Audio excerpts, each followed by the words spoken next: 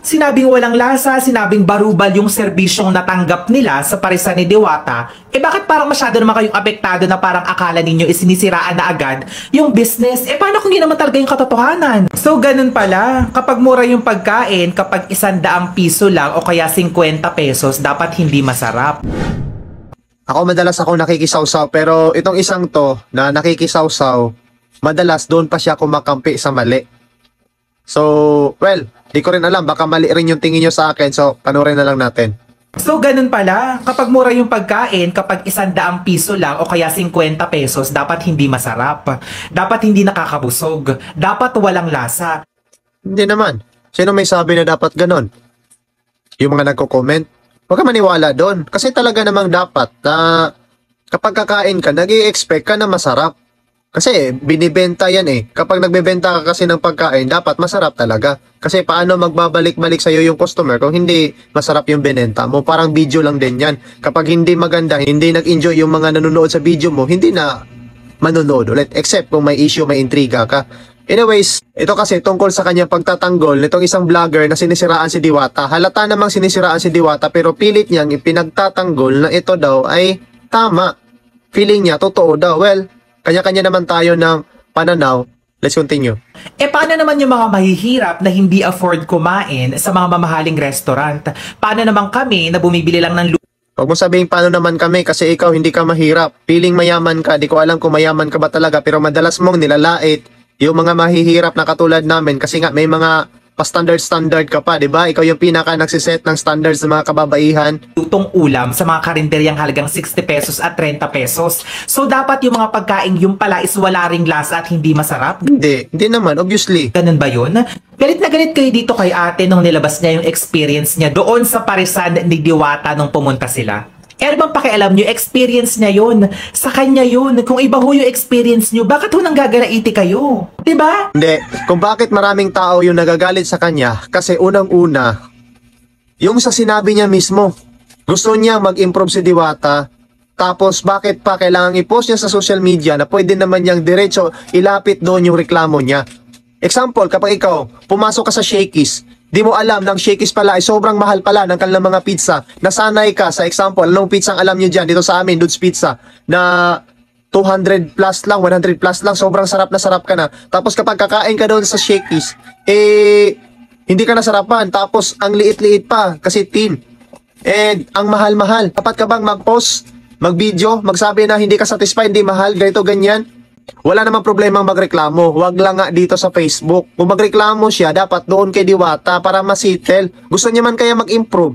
Huwag niya sabihin gusto niya mag-improve. Sabihin niya gusto niyang siraan si Diwata. At least yung tao alam na kung ano yung point niya. Di yung gusto niyang gawing tanga yung tao na magmalinis siya na honest review. Tapos yun naman pala, naninira naman pala talaga. Nako, huwag na tayo maglokohan. Kasi she wants to catch attention and ikaw din, ako rin. O, diba? Ganun naman tayo Facebook to eh. Sinabing walang lasa, sinabing barubal yung serbisyong natanggap nila sa parisan ni Diwata, bakit parang masyado naman kayong apektado na parang akala ninyo isinisiraan na agad yung business? Paano kung yun naman talaga yung katotohanan? Kung yun yung katotohanan, walang problema. Ang paulit-ulit na nababasa ko sa mga comments sa video niya at sa lahat ng video nandyan siya, bakit pa kailangang i-post yung reklamo niya? Kasi gusto niya makakuha ng atensyon. Ganon yung purpose natin. Ganon yung reason natin kung bakit tayo nagpo-post ng video. Kasi gusto natin makakuha ng atensyon. Wala namang masama kung gusto natin makakuha ng atensyon. Ang masama kapag meron tayong tao na sinisiraan.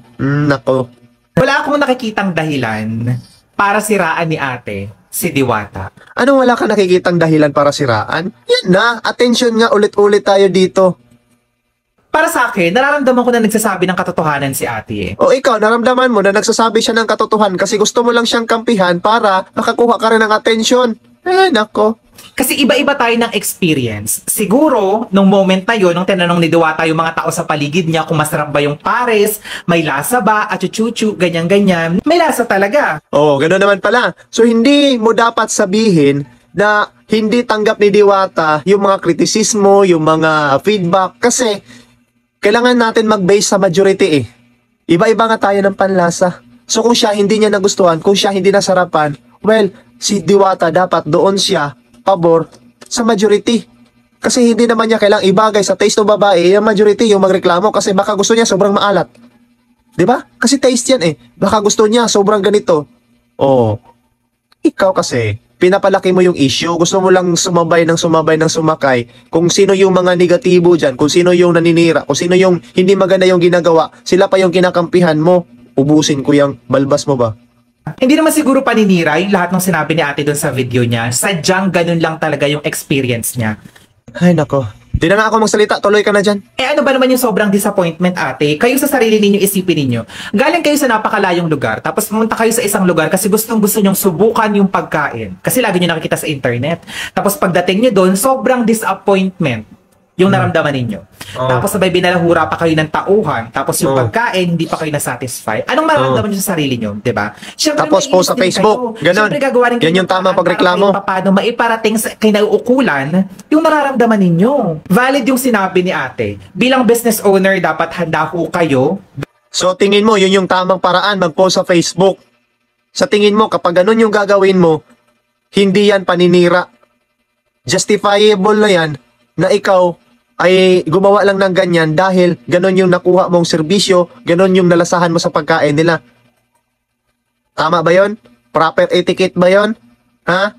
Standard ba ka mo? Bilang CEO, dapat alam nyo hong i-handle yung mga ganyang klaseng sitwasyon. Yan na yung pag-handle ni Diwata. Sinagot niya. Marami namang taong pabor sa kanya at maraming galit sa inyo. O, di ba? Yan yung pag-handle niya. Anong mali doon? Kasi ho, gaya nga ng sinabi ko rin dati, hindi naman ho talaga lahat ng tao is mapiplease nyo sa Yes. Oo. Tapos kayo rin, majority, hindi nyo rin napi-please. Kumukuha lang kayo ng attention. business ninyo. Kung hindi ho kayo handang tumanggap ng kritisismo galing sa mga mismong customers na kumain dyan sa inyo, eh parang hindi naman ho maganda yun ate. Ikaw rin, hindi ka maganda. Feeling maganda ka kasi